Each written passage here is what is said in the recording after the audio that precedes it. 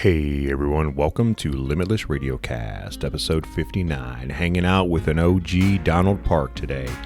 He talks about how he grew up in a rough part of Chicago, how BJJ got its hooks in him early on with the Gracie family, how he's competed all over and at the highest level week in and week out. He also gives some updates on what he's doing in his life today, as well as some great organizations he's involved with saving the planet. Please check them out. This show is also brought to you by AI Wellness. Limitless at checkout for a discount. Check them out for all your workout supplement needs. Also, go check out rollamongus.com. Get an amazing lanky gi, Limitless 20 at checkout for a discount. Check out battlebomb.com as well. Limitless 20 at checkout for CBD, non-CBD, and tattoo rub. Also, go check out, if you are local, Magic City Brewing Company. They have some of the best crafted beers around Akron, Ohio. Also, check out M&H Beans. Look at them online. They'll ship coffee to you all over the world. Their most amazing coffee. And personally, we drink it on this show. Check out Dad Speakers. Some of the best coffee you ever will have.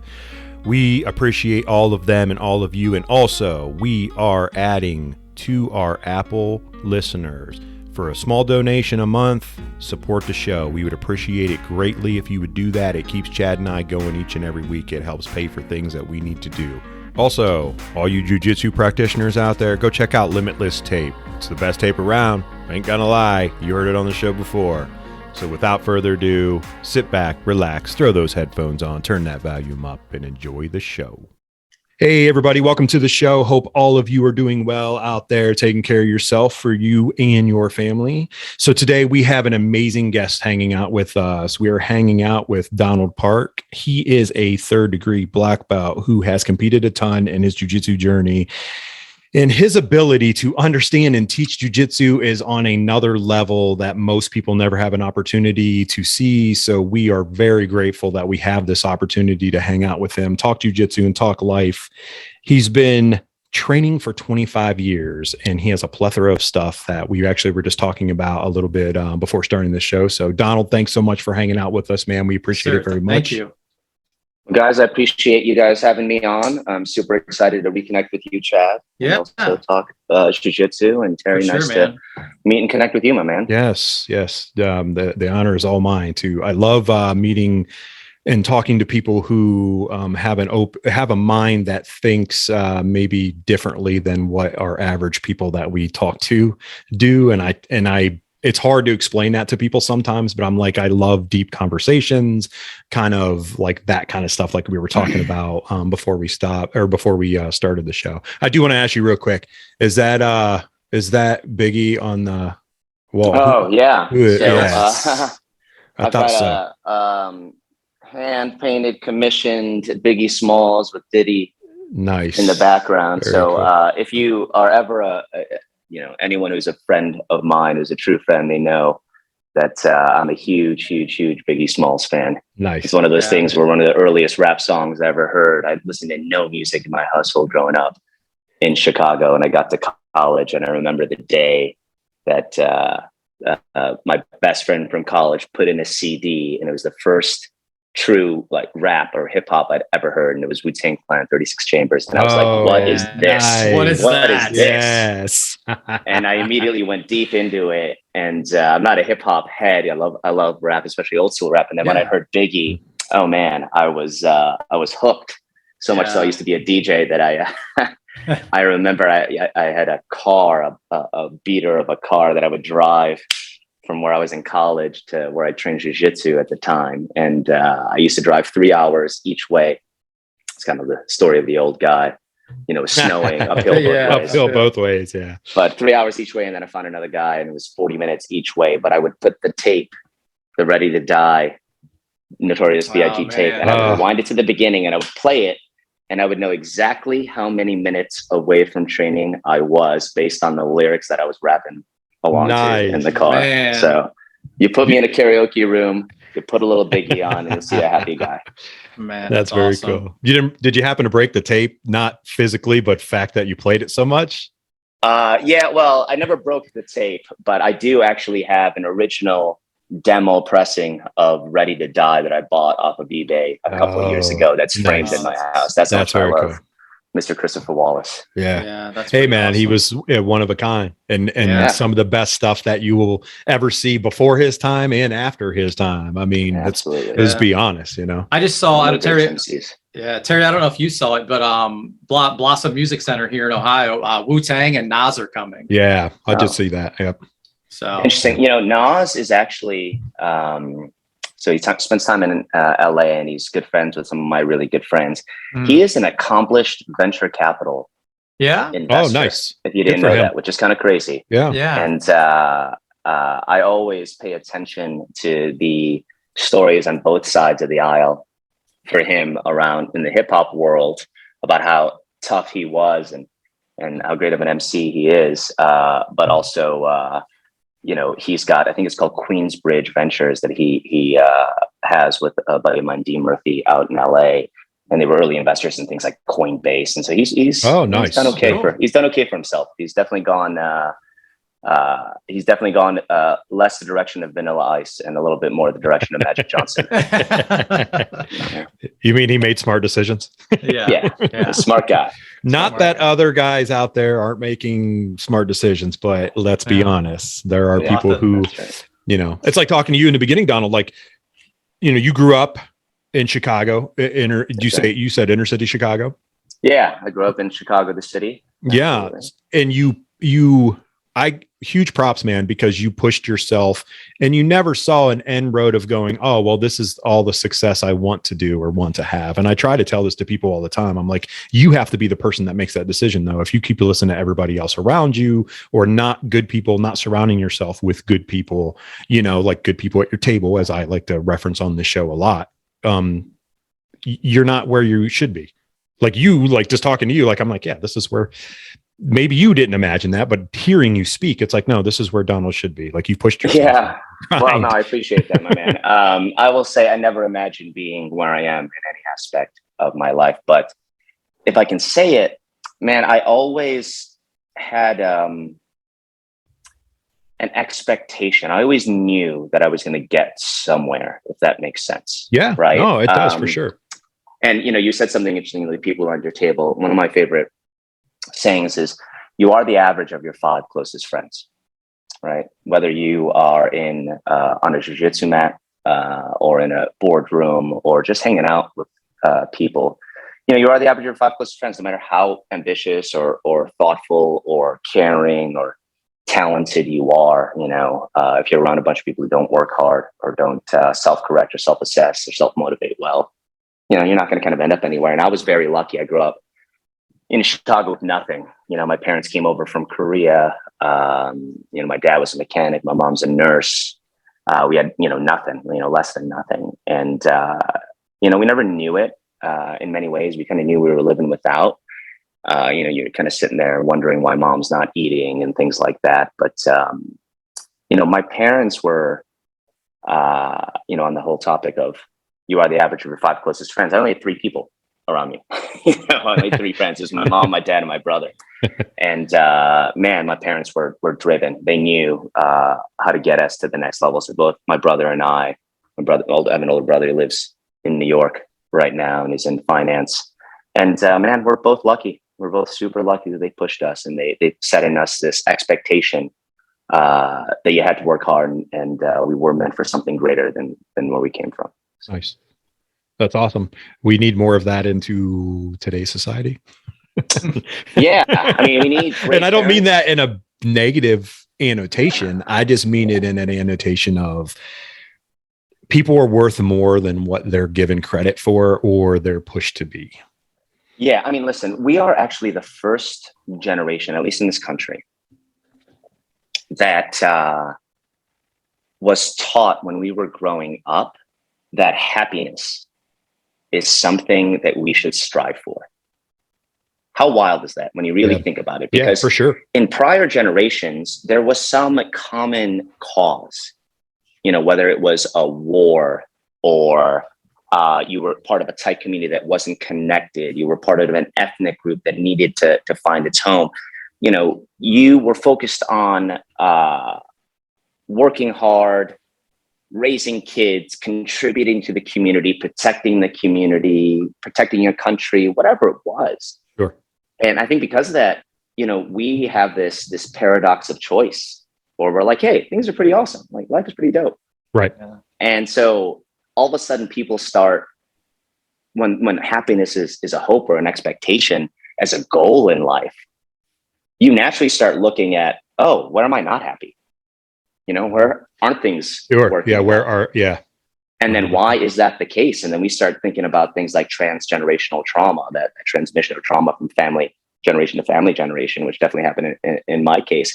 And, I think oftentimes you end up with a lot of folks who focus so much on not having resources versus being resourceful, right? Which prior generations were always just, for the most part, really resourceful because you had to be. You had to and be. So, right.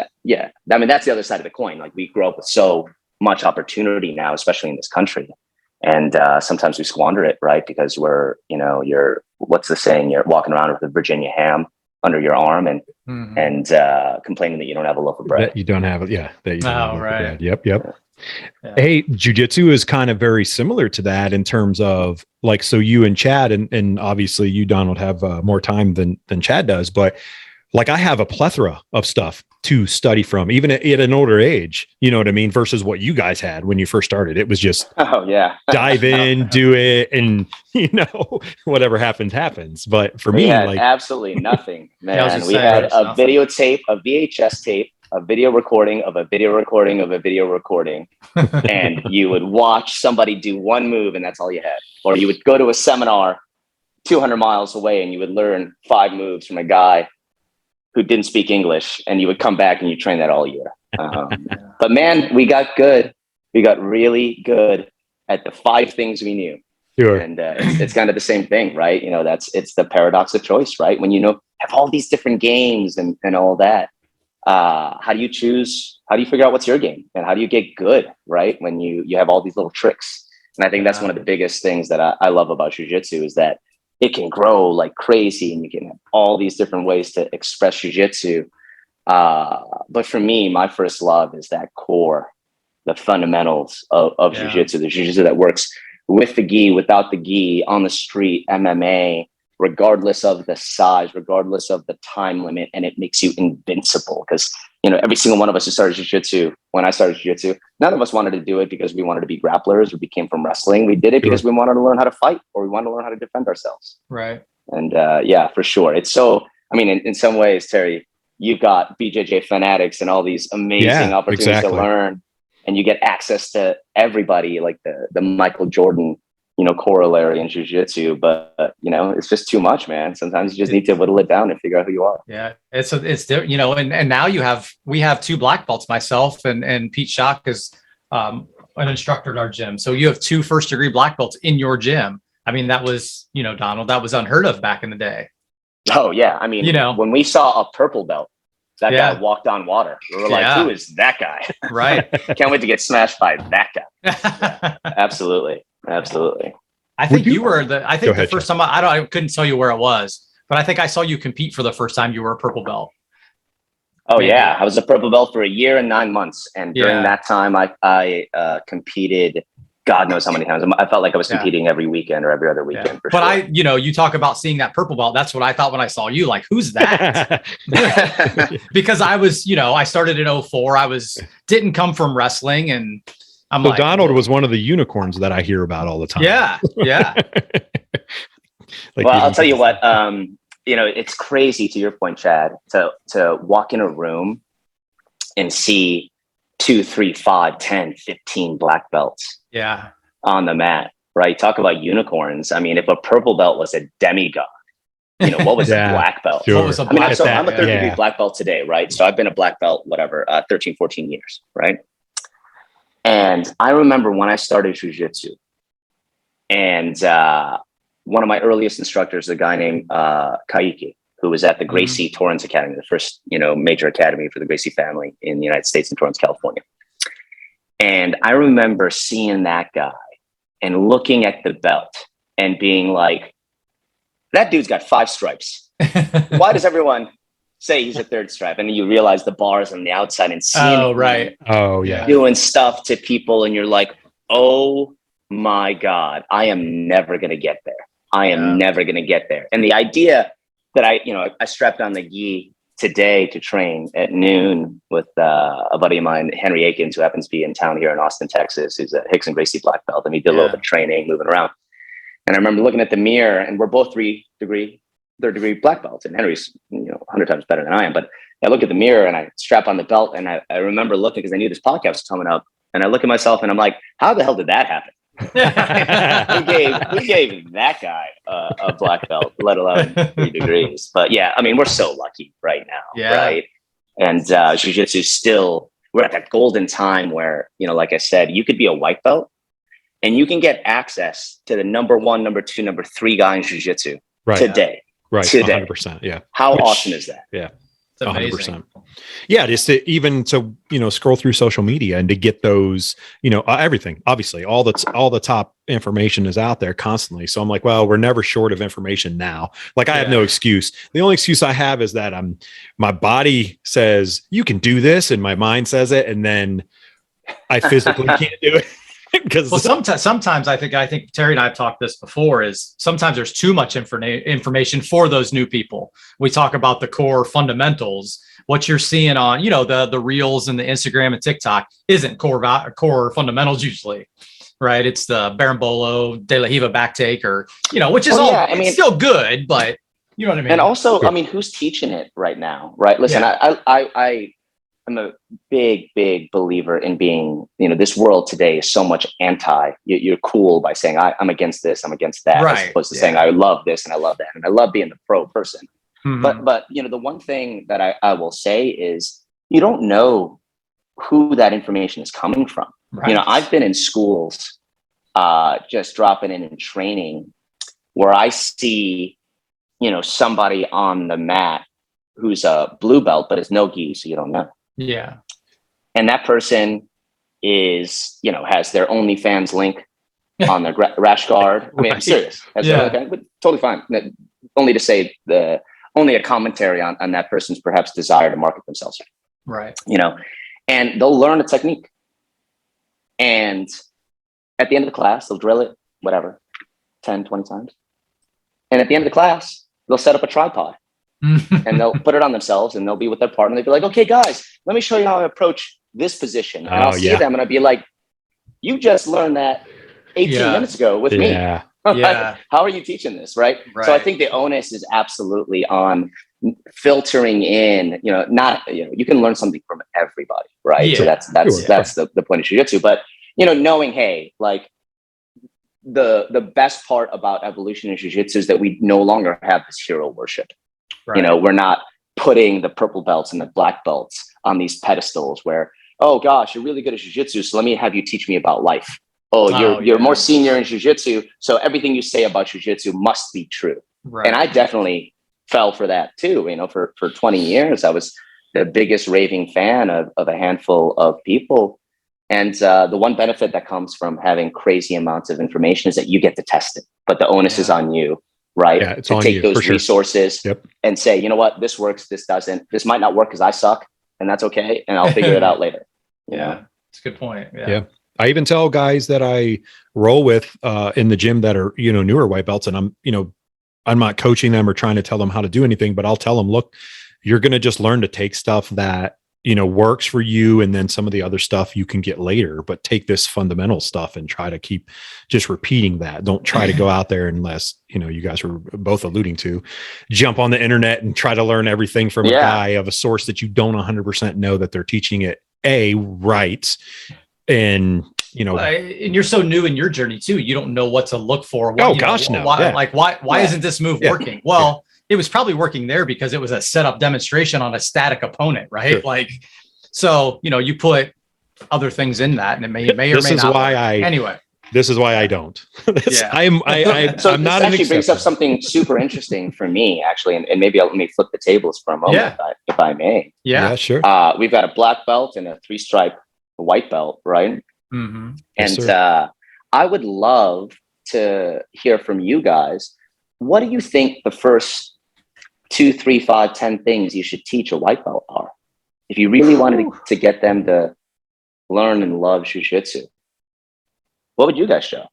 And maybe for you, Terry, who's a white belt, gosh, what For me would be now that you're a handful of months in? Sure. For me, it's the proper gripping that say stand up and you're not pulling guard right away or whatever, or sitting down. For me, it would be, you know, are you doing collar? Are you doing, you know, sleeve collar or collar sleeve, whatever? Like, is it same side, opposite side, instead of just grabbing someone and pulling them in, because you don't know what you don't know when you first start. And, you know, unless you wrestled, which I did, I have some wrestling under my belt. So I know takedowns a little bit, not a lot, but enough to where I could single leg or double leg someone in my early days. But I remember literally coming home right from the beginning and going, I need to know how to take someone down without trying to blast double at my age, because I don't think I'm very fast at this. So, you know, it was like the same side collar grip, sleeve, tug, ankle pick,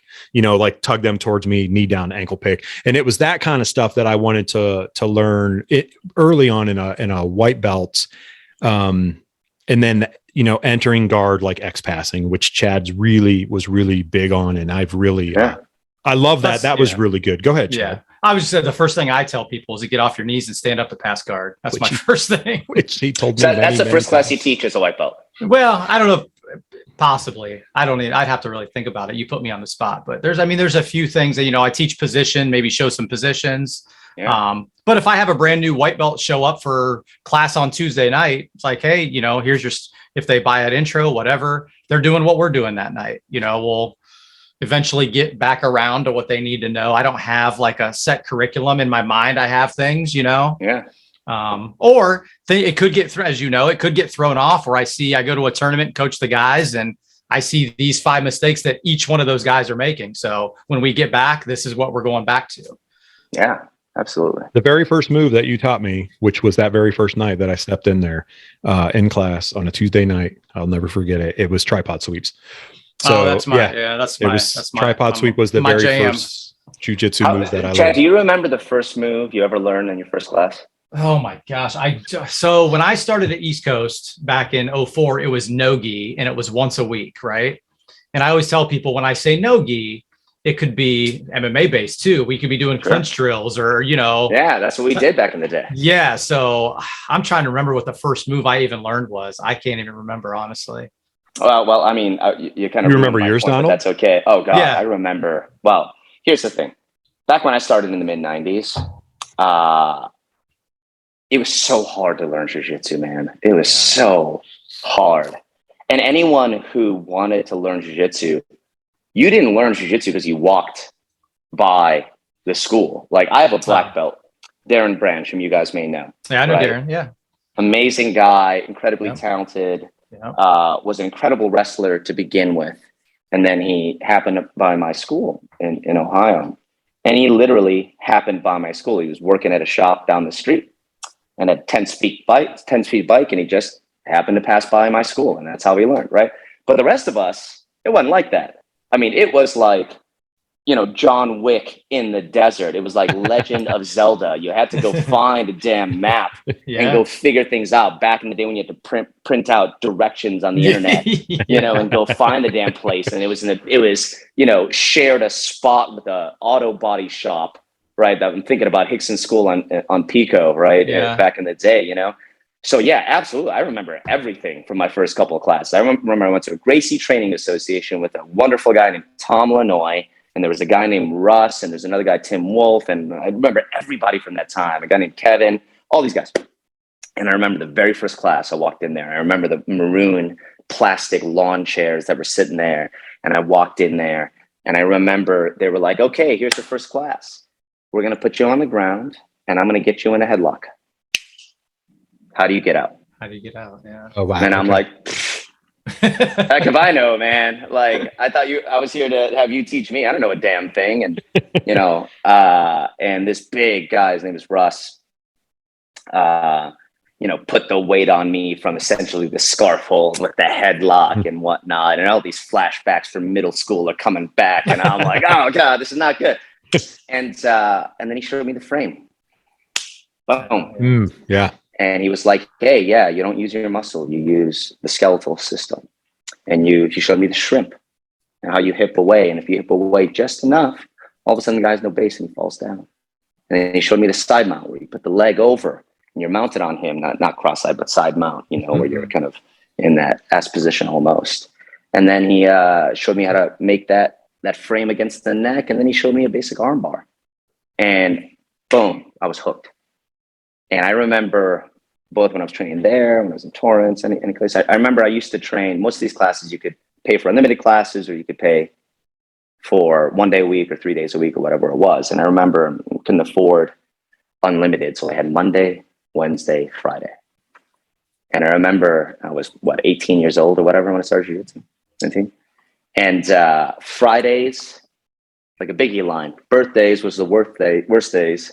I always sip champagne when we Thursday, right? So Fridays was my worst days, because Monday I had a class, I would take notes, I'd review the notes on Tuesday, and I'd get back into Wednesday. Wednesday I would take the class, take notes, Thursday I'd review them, Friday I'd be back in class, and then Friday I would take the class, and then I would have 2 days, not one, until I could train again. And I was dying. I could not wait to get back. And so I remember all those initial classes, because you were starving for information. Sure. But yeah, I mean, to add on to what you guys are saying, yeah, I remember my first classes. And for me, the first classes I teach all the time are actually not at all grips, not at all passes, not at all things. For sure, some people just drop into class, especially like you, Terry, if they had wrestling experience and they came in for kind of the competitive aspect of it, or they wanted to roll, they know jiu-jitsu. I just teach super simple stuff. I teach, hey, here's how you get out when somebody tries to choke you. And here's how you throw somebody. So no matter how big or small you are, look at how much leverage you can get. And then, you show like 2 or 3 moves that are just, that will work in real life. And then people are like, holy crap, I've got a superpower. And you have someone hooked the moment they go home and they do it on their spouse, or they do it on their dad. I remember going back home and trying to catch my dad in an arm bar and just being like, no, Dad, sit like this. No, give me your arm. No, the other way, the other arm. I tried to break his damn arm. Yeah. But yeah, that's what I think about. I remember doing that stuff when I worked in logistics and warehousing for a long time, and drove forklift and all that stuff. And I can remember on the warehouse floor telling my buddy, like, hey, get my guard and let me show, same type of thing. You just couldn't wait to show somebody. That's the love, man. That's the love. And I still feel that way. I learned something. I learned a bunch of stuff today, training with my friend Henry, and I just can't. Well, it's a little different now. Now, half of me wants to show people, and another half of me wants to smash people with it. Yeah, exactly. Yeah.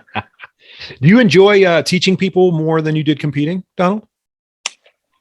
Yeah, at this stage of my life, absolutely. Like, okay. I love teaching. I love teaching. I was blessed with amazing jiu-jitsu teachers of all different types. And because of that, I think I was really lucky to be in classes with people who really understood jiu-jitsu at a fundamental, foundational level. So they never taught me moves; they taught me principles. Mm-hmm. Yes. Guys like I can't say enough about David Adib, who's I think a 6th degree now, maybe 7th. I don't know. Under Royler Gracie, Israeli guy in New Jersey, ex-judo champion. Was one of Royler's best friends, and he's the guy that introduced me to Royler. And one of the greatest jiu-jitsu minds I think on the planet, real unsung guy. And I think I got the love early on because jiu-jitsu is all about pattern matching. Man, I've seen this movie before. This guy's effed me up with this, or I've seen this in a different video or whatever it is. Let me try this. Let's see what works, and you pattern match. And I think between my job and my life and my brain and my teachers, I've always been okay at pattern matching. So I felt like I've seen the Matrix a little bit more than the average person. And so especially when I started teaching in 2002 or 3 or something like that. So it's still early days. And my keen ability to not just understand the principles, but frankly speak English, gave me a huge advantage above most Brazilian instructors, right? Yeah. So I love teaching. I love competing for sure for a long time, because that's the best way to go test your jujitsu. Yeah, but yeah, like if I were to sure. retire today, man, I'm going to become a jujitsu teacher, teach for free, and do nothing but teach that, man. That's awesome. That's like, and that's why I wonder, and just, hearing you speak and stuff about it, in some people do it from like superpower. They get a superpower. Sure. They're like, oh, I have the superpower. Others, and like myself, one of the reasons I liked it so much in the beginning, because it was the puzzle aspect. It was the matching of stuff. It was the problem solving for me. Like that's more the way, obviously, engineering background, engineering mind. That's kind of how I work when I do this, training in jiu-jitsu. I'm always kind of thinking, which it hurts me. Chad's like, I can always see your mind turning, like you're constantly thinking about something instead of just doing. I'll hesitate, which I hope, obviously, as I get better, that'll change in time. But I like to dissect things. I like to ask questions of certain aspects of things, like specific locations and specific things. And that's really what I fell in love with it in the beginning. I hope to teach someday, obviously. I want to learn as much as I can and teach younger people the great art. So it sounds like you like that as much too, like that teaching aspect of it. Yeah, I love it, man. I mean, I think, people, no one likes to be labeled. Sure. But most people, you're in one of three phases of your life, professionally, personally, family-wise, whatever. You're either in your achievement phase, you're in your significance phase, or you're your legacy phase. And I think that applies really well to jiu-jitsu, both because of the competitive scene as well as the belt system, right? Sure. I am past my achievement phase in jiu-jitsu, no question, right? I haven't done as much as other people, but I've done more than others. I certainly am very proud of my lineage and my accomplishments. But at the end of the day, man, I was all about achievement when I was competing. I was like, got to go smash some people, got to go do the absolute, go win some medals, go win a major, go do what you got to do, get a black belt from somebody you respect. My dream is to get a black belt on the podium, because I saw that the tapes that we saw, those gritty tapes, it was like some dude getting a black belt at Mundials or Pan Ams or whatever it was. And that was my dream. So once that achievement phase is over, then you start thinking about significance and then you start thinking about legacy. And I'm probably 1 foot in significance and 1 foot in legacy, right? And in significance for me right now, it is all about rededicating myself to the jiu-jitsu that I fell in love with when I started, which was that invincible jiu-jitsu that applied on the street, in the cage, gi or no gi.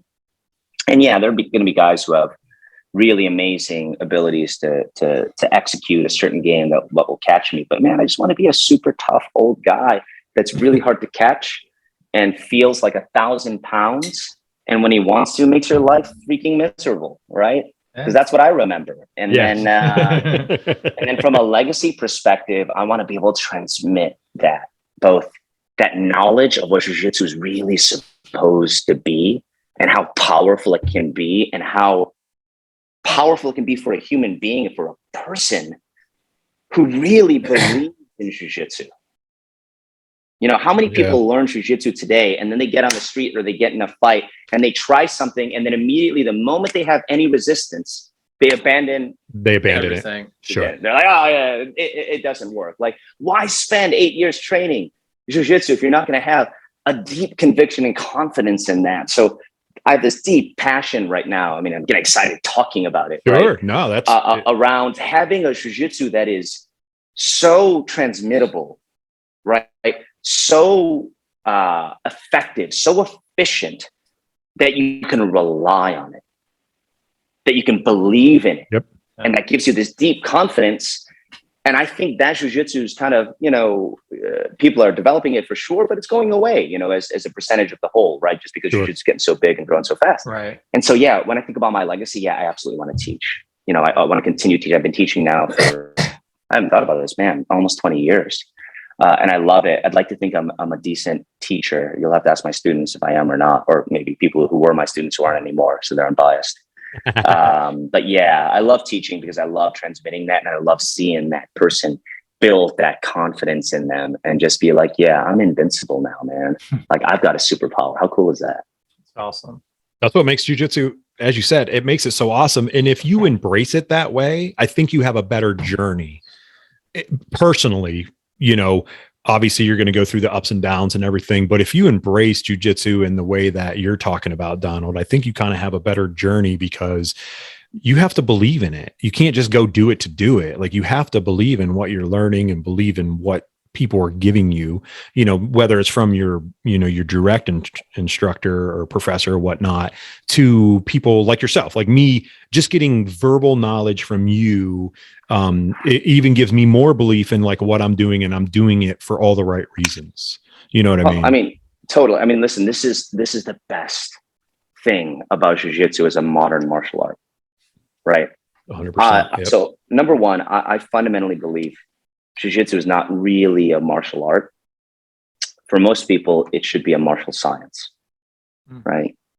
Yes. And the reason I say that is because jiu-jitsu is so unique and so wonderful, because it's one of the few combative arts that is practical. And the reason it's practical is not just because of the beautiful and wonderful and effective techniques that it has, but because it's one of the few arts or sciences or practices where you can go against a fully resisting opponent on a regular basis without getting hurt. Yep.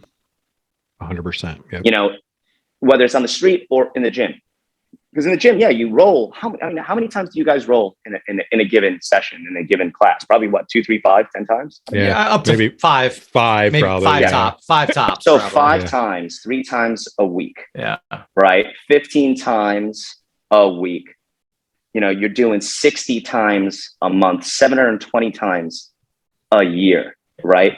Most people who do boxing or other things, they never get a resisting opponent once. Yeah.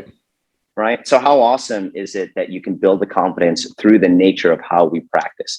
And then, to your point, you believe, not just because your teacher told you, because they showed you, you drill it, and then you try it, and it either works or you get smashed.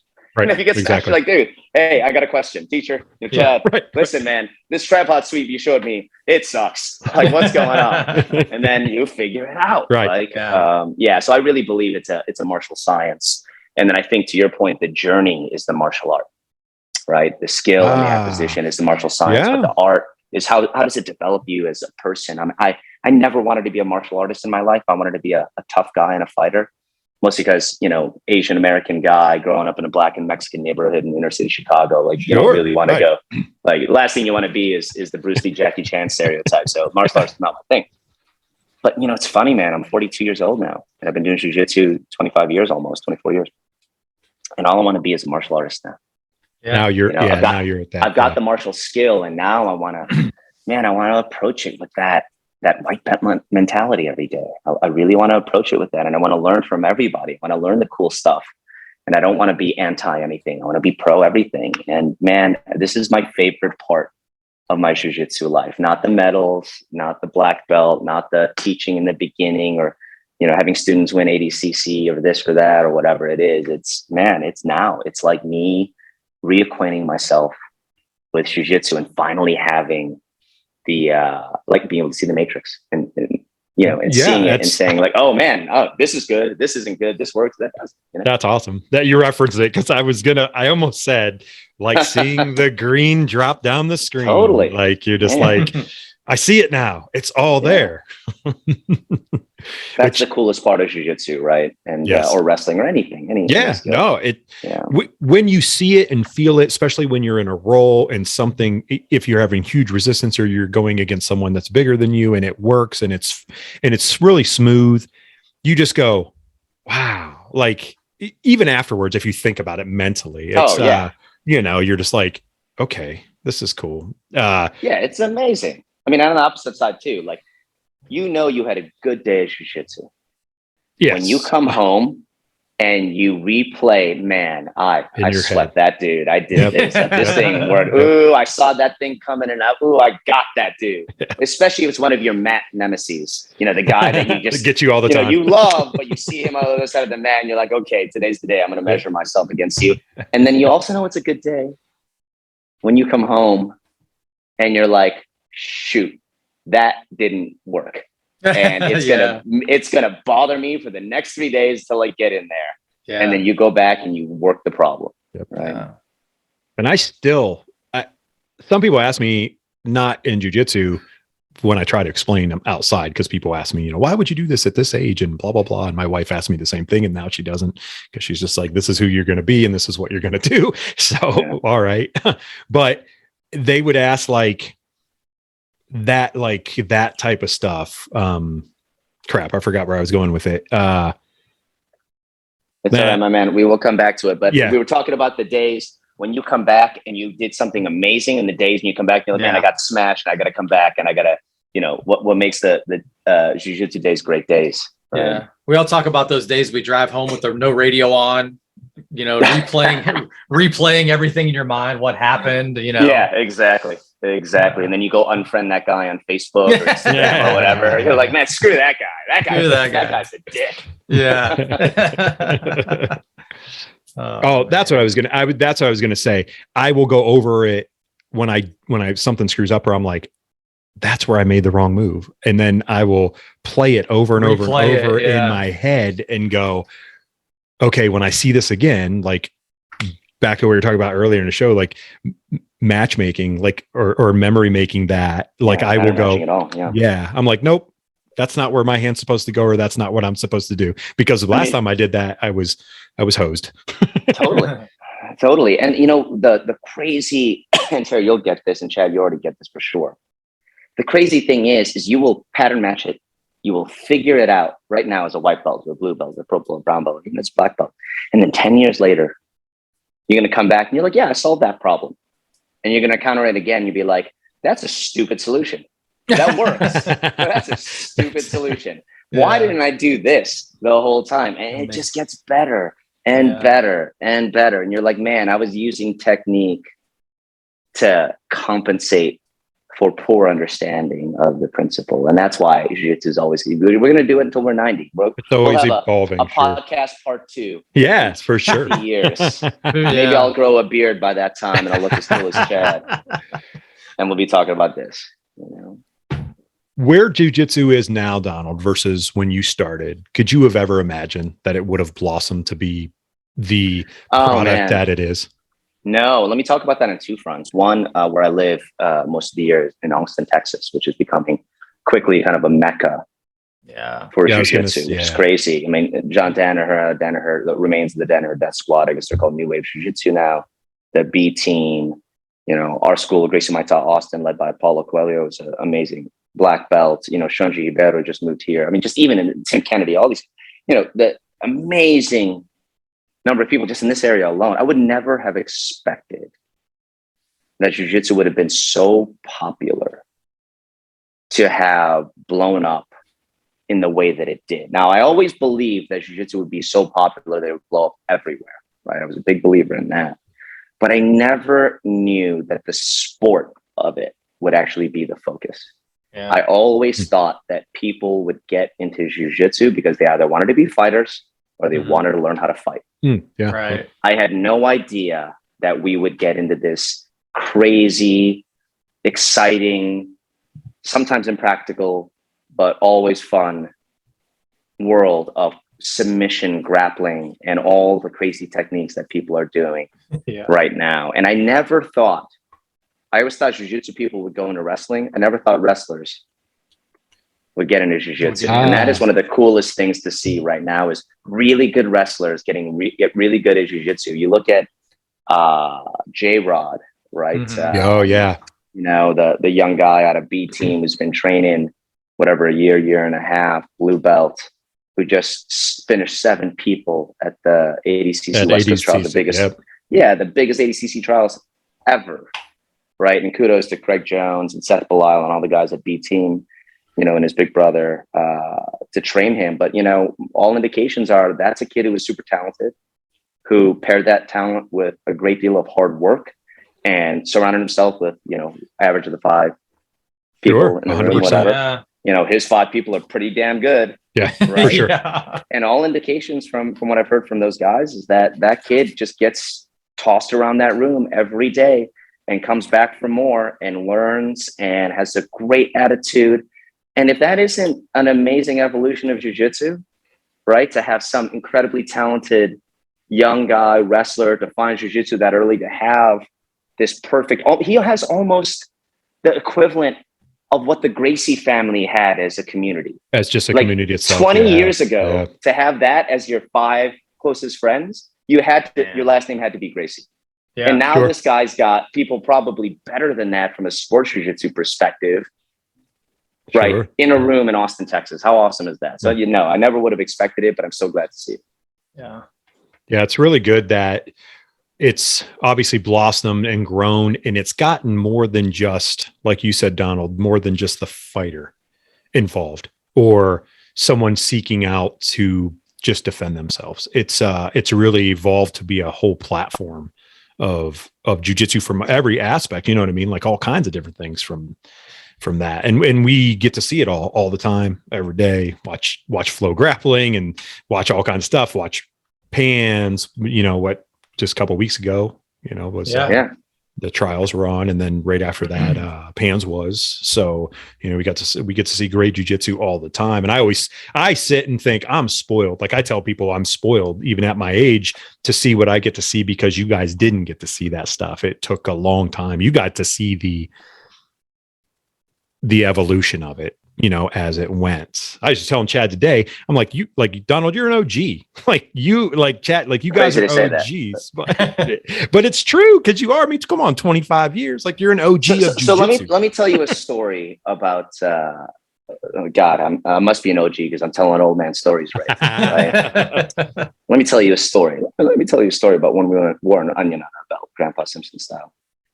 Okay, so back in the day, when we didn't have videotapes and streaming content, and you couldn't train at somebody else's academy because you'd be a crown, you'd be a traitor. Mm-hmm. Yeah. And there were like 5 academies, man. 5, maybe. I'm guessing here, but it was, and everything was a Gracie Academy, because back then you didn't have brand names for academies. It was just Academia Gracie, wherever you were located. So the reason why my team, Gracie Humaitá, is called Gracie Humaitá is because Humaitá is Rua Humaitá, número 52. It's 52 Humaitá Street in Rio. So we're just the Gracie Academy on Humaitá Street. Okay. The reason Gracie Baja is because that's Academia Gracie in Baja, Tijuca. In Baja, it's a neighborhood in the southwest of Rio, beautiful, high-end, Pepe Beach and whatever. And that's why it's Gracie Baja. And then Carlson Gracie was Clube Carlson. So they had their whatever. So what was crazy back then, man, when you're talking about like the 97, 98, 99 worlds or whatever it was, nobody knew what anyone else knew. You had your techniques that you developed in your school, and because no one cross-trained, no one knew jack about what you had until you showed up at the tournament. And back then there was like 4 tournaments. Yeah. A year, so you right? Go to Montreal, you go to Worlds, you go to Tijuca Tennis Club in Rio, and you show up, and it was like a Sons of Anarchy MC, like whatever, whatever metaphor you want to use. It was the Gracie Humaitá section with the like dark blue and the yellow flag, and the Gracie Baja and the Carlson section, and then BTT when they came out, which was like crazy. Oh my God, they left Carlson. Mario Sperry and all these guys, they did their thing. Way too early for you to remember, but Chad, you'll remember, Alliance, right? All these, there was like 5 teams. That was it. Yeah. And they would have their flags and they would have their chants, and you could sit from the stands and you could watch a match and not know who those dudes were. And you could tell from their style what school they were a part of. Yeah. Oh, wow. You could look and so be like, that's a Baja guy. That's a Carlson guy. That guy loves playing top. He's smashing, he's pressing, or whatever it is. This guy's got a really good close guard. He's Gracie Humaitá. This guy's got this, that, or whatever, right? You would know back then, based on who they trained with. Now, fast forward to today, and you think about, like, you're saying you're watching the flow grappling and this and that. Like, you have no idea, because everyone's sharing information and whatnot. You have no idea who's doing what. And in many ways, that's super freaking cool. But when you talk about being OG, I miss those times when it was like, you had a cut on and it was turf war. It was like, who are you? Who am I? All right, man, we're fighting for the honor of the team, man. And that was a fun time, man. That was cool. How times have changed. Like you said, Yeah. like, how would you already talked about it, Donald, but like, you wouldn't think then that it ever would have become what it is now, so like that changing and, changing of the guard, changing of the culture and the way people see it and everything, which it's awesome. I mean, for me personally, I'm like, yeah, I love it.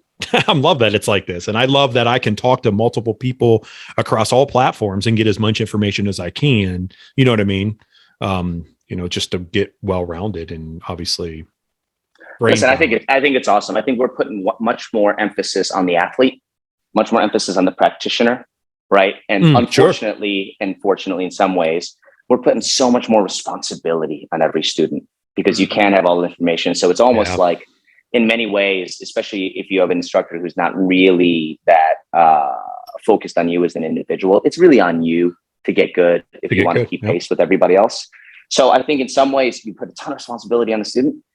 But it also puts a huge premium on great teachers, like guys like you, Chad, who really care about their students. No one knows how much you know. No one cares how much you know until they know how much you care as a teacher. Like no one cares how much you know until they know how much you care. Mm-hmm. So I think right now it is so much more important to find a great instructor who really cares about your development, because you can get all the techniques anywhere.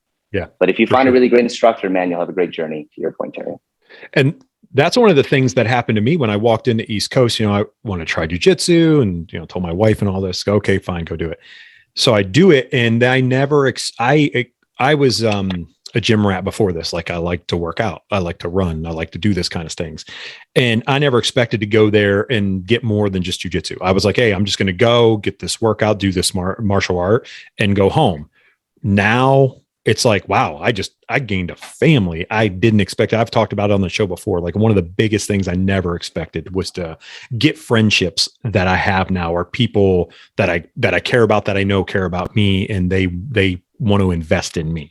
You know what I mean? Like it's just something you're not used to. That's the whole reason people stay in anything, right? I don't care if you go to a CrossFit gym or you stay at a company or whatever it is. It is, can you find your tribe? Can you find your community? And I think jiu-jitsu does that better than almost anything, because honestly, if you're not going to get close to somebody that you're sweating on 3 times a week, you're sweating their eyeball, right? And their nipple is in your face and you're choking them half to death and you have to trust them not to kill you. You don't get close to that person. I mean, if that's not family, what is, honestly? Right. 100%. Yeah. 100%. When you, so you started a school in Ohio? I did. I started a school in Cleveland Heights, Ohio, which was originally called Evolution Brazilian Jiu-Jitsu, and it had become Gracie Matak Cleveland. Ran it for a couple of years, and as I've done a couple, 3 times in my life, Jiu-Jitsu has never been my main gig. It's always been kind of on the side, and especially back then, we were starting schools. You came to an area and you had to start a school because there was no one to train with. And especially back then, because the team lineage and the loyalty, you couldn't train with anybody else. Right. And so, I started a school everywhere I went, and that was one of them. And I ended up giving that school to a wonderful guy, Darren Branch, who now lives in Las Vegas, who's a coach of various UFC fighters and an amazing black belt now. But he took over that school. So that was the school I started, I want to say, in 2003. Oh, nice. Okay. That's what I was going to ask you, like how long ago that was, and when you graced 20 years, man, coldness of Ohio for the. I grew up in Chicago, baby, man. It was the same. Well, see, I was going to say you didn't know what you didn't know, because you came from Chicago. All I knew is that people had better takedowns. That's all I knew. Fewer guns, better takedowns. That is very awesome. Very cool. Awesome stuff, man. Very good, man. Well, we've kept you almost for a solid hour. I know we've talked about a lot of stuff. We've had a lot of fun. And why don't you do this, Donald? Tell everyone where to get at you if you so desire. Well, that's an interesting question. I really try to stay off the grid. So let me have this be a little bit of a long answer. So if anyone is interested in jiu-jitsu and wants to talk or train in Austin, Texas, in particular, for sure, the schools that I would recommend, there's B Team jiu-jitsu. I think Craig Jones and Seth Belisle is one of my close friends, started that school. And Gracie Maita Austin, which is run by, that's a school I started back in 2011 and is run by Paulo Coelho. So those are the two places that I would suggest you train. And then if you're a little bit up north, Shanji Ribeiro started Six Blades, who's a great friend and one of the greatest jiu-jitsu athletes of all time. Yeah. And if you want to get in touch with me personally, just Google me. I don't put my things out there. I try to stay a little bit under the radar for the zombie apocalypse. And then, but yeah, if you Google me, I spend half my time in Austin, half my time in LA, have a hospitality business in LA. And I run an investment firm here in Austin called Ionic Partners. So you can check that out at Ionic Partners, where we buy software companies and believe deeply in the future of work. And on the West Coast, the hospitality company is called the H-Wood Group. I think it's at H-Wood Group is all the social. We also have a company called H-Wood Media. We actually just released today's April 22nd, 2022. We released a 4-part docuseries on Apple TV Plus that we produced called They Call Me Magic, which is about Magic Johnson and his life, kind of the blueprint for the athlete turned successful businessman. Nice. Guy won an NBA championship in his first year. Iconic guy. So my company did that. Shout out to John Terzian, Brian Toll, and the XTR folks. Christina Arquette and all those guys. But yeah, those are the things I'm involved with. And then the only other shout out I'd ask is there's a wonderful organization based here in Austin that I'm deeply involved with called Rewild. And Rewild is it's a global wildlife conservation group that really attacks kind of the climate, biodiversity, human well-being crisis using nature as a solution. So when you kind of think about everything we're doing to screw up this planet, the best thing to do is just to rewild the earth. I mean, these guys have, saved something like 16,000 different endangered species, 180 million acres across the globe. They work in 88 countries. That's rewild.org. I would say, and let me push this just for 1 second. Man, I would say there's nothing more important in our lives. It's not progress. It's not productivity. It's not jobs. It's not even jujitsu. It is literally putting our planet back to where it should be, combating what we are doing on a day-to-day basis. So check out Rewild, REWILD.org. Donate $25, $50, see what they're doing. Just get educated on it. Once species go extinct, they are gone forever. We can't Jurassic Park those guys back. And biodiversity is actually the whole reason we have ecosystems, the whole reason we have clothes, textiles, pharmaceuticals, anything related to that. And there's no better way to address it than through science and protecting really important natural resources by protecting, hundreds of thousands of acres around the world and protecting the species there. So that's one thing I'm passionate about, one thing I believe in. It's a great organization. That's the last thing I'll say, but that's the place to at me. Unless you're in a zombie apocalypse, then let me know, man. And I'll be, with a generator and an RV and an AR-15 ready to go. That's awesome. Everyone out there, as usual, all our listeners, all that stuff will be in the show notes for you guys to click. And I probably haven't talked about this enough on the show. And Chad and I are very organic. Obviously, we run the show very organically, but it has a lot to do with that too. Like, I'm very much for endangered species and very much saving the planet and trying to lower my carbon footprint because I want my children to have, and they ask me these type of questions all the time. Like, and I always say, we're consumers. We are consumers. And it's not good. We consume as much as we can, and we've ruined things. So we need to get things back on track. So this is the first time I've heard about this organization, Donald, that you talked about. Check it out, my man. I am going to. .org. On all social media, it's at Rewild. Nice. You'll see a bunch of stuff. They ended up merging with Leo DiCaprio's organization, Lauren Powell Jobs, Steve Jobs' widow, a bunch of other organizations. Very cool. These guys do massive amounts of work. So I appreciate it. My, I'm going to sidetrack this just real quick because we're on that subject, but my kids watch Mark Roper and Mr. Beast. So they're doing the ocean thing where they're like cleaning ocean. I don't know if you've seen anything with that, Donald, but they have like these huge equipment to where they're putting them out and they're cleaning bays and they're cleaning all this trash and, you know, stuff like that. And one day my oldest son was like, Dad, will you watch this with me? And I watched it and I was like, wow, it's about time that we see more stuff like this, like with the resources that we have nowadays to save what we have, you know. And I mean, that is one of the great benefits of what we were talking about before.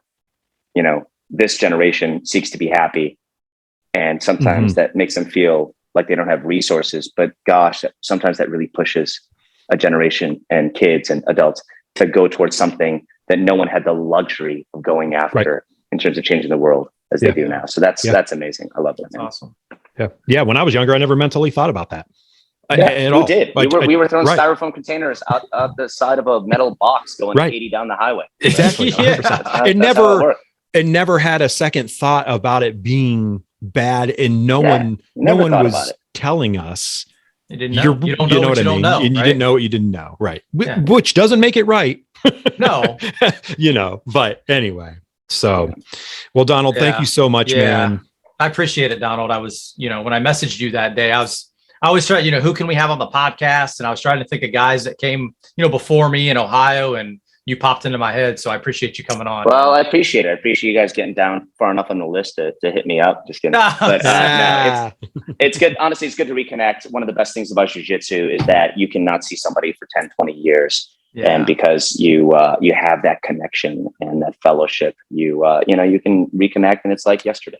So I appreciate you guys having me on. Yeah, man. It's really cool what you guys are doing. Terry, continue on this journey. I will do, as a white belt. Keep smashing people, getting smashed in chat. Yes. Sounds like you're doing amazing, amazing things. I'd love to train with you again one day. If you make it down to Austin, or if anyone comes to Austin, come on by. Let's train. For sure. You know, let's do some pattern matching and try to see the matrix together. Sounds good. Yes, awesome. Thank you, guys. Not the new Matrix, everybody. Not the new Matrix. Let's leave that. Awesome, guys. We'll end with that. All right, Donald. Hey, take care. Thanks again for everything, man. Forever. Yes, appreciate you, man. Take it easy.